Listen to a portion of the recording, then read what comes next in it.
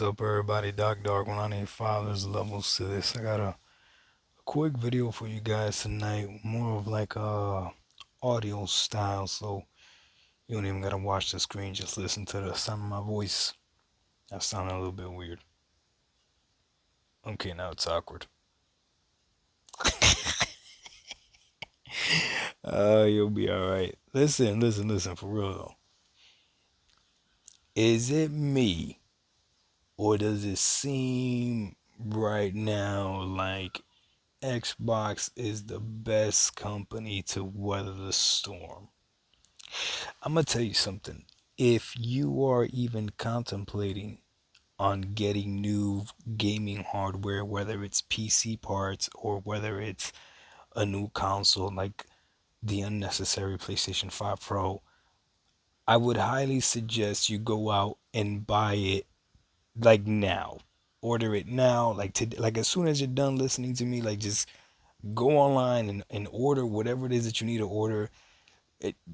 Do it now before things get worse, because it seems like getting your hand on actual hardware is about to become extremely expensive. Now, people say that gaming is an expensive hobby anyway, but I gotta be honest with you. Microsoft and Xbox are creating a heck of a deal and a heck of a proposition right now. I'm curious to see what's going to happen this holiday season if we're looking at consoles priced equally to high end PC parts.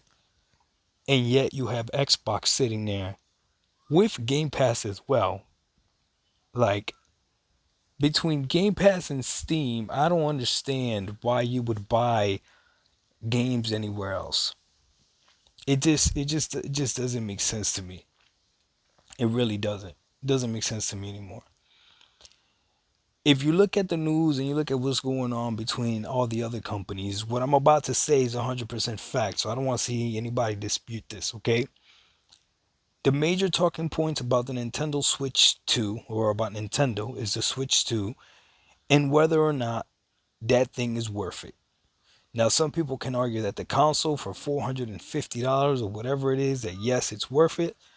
But people are arguing about the games as well, and the only way you can make the games worth it is if magically now you care about inflation and you think that it's justifiable for Nintendo to worry about inflation. So it's is it worth it? That's the biggest news about Nintendo right now. No one's talking about really how awesome Donkey Kong looked, or the fact that Metro Prime 4 is coming out. Like, no. Or the fact that the Switch 2 is 4K 120, apparently. Like nobody really cares about that. The talking point of the Nintendo Switch 2 is the price point. I've seen all the podcasts that came out. I've seen all the videos. That's what everyone's talking, whether you're justifying it or not. That is the talking point, the price. These are facts, okay? And on PlayStation side, the talking point is what is going on with Sony? Is Sony okay? Sony, are you okay? Are you okay? Are you okay, Sony? You've been hit by Poom Poom. You've been struck by another remake. Like, that's a old videos for those of you that been watching me for a while. Remakes and remasters, and now the latest thing Sony has dropped is The Last of Us Complete Edition. Is it worth it? That's what we're talking about. Is it worth it? Sony just showed Marathon. Is it worth it? It better be free to play. That's all people saying. It better be free to play. When we know it's not. Is it worth it? Like, literally everything news wise when it comes to Sony and Nintendo is it worth it? Sony just raised the price of the PlayStation 5 in certain regions. Why? Is it worth it? That's the question. Is it worth it? And what's the news about Xbox? Games.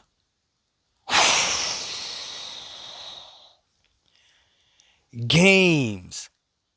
The one thing that everybody was saying Xbox doesn't have. The news about Xbox is games, and what makes it even worse for everybody else that's an Xbox hater, hardware.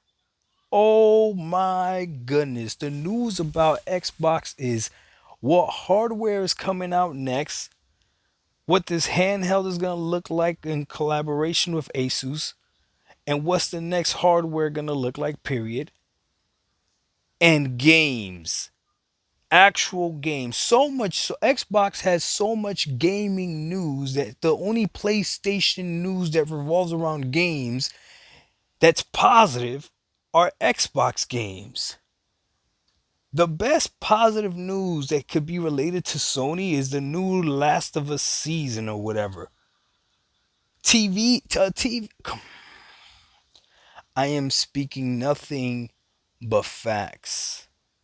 It's as if Xbox is saving gaming. What does a world look like where Xbox is the dominating gaming force? Listen, a lot of people that are very, very dumb are going to talk about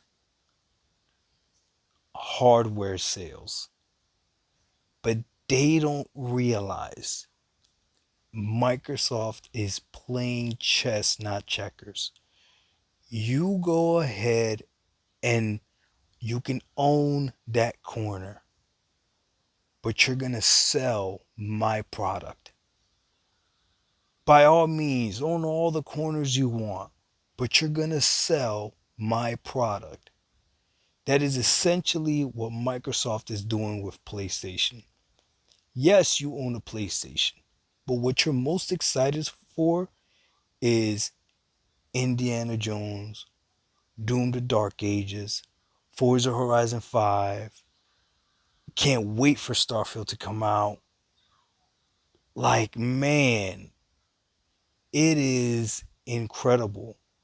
Shout out to my dude Mike. Mike left a comment on one of my videos saying Assassin's Creed Shadows and Indiana Jones run great on my PS5 Pro, he said. And I'm looking at that comment, I'm like, he doesn't even realize he didn't even mention a Sony game. Because there is no Sony game. There is no Sony game to be excited about. These are very, very sad times for PlayStation.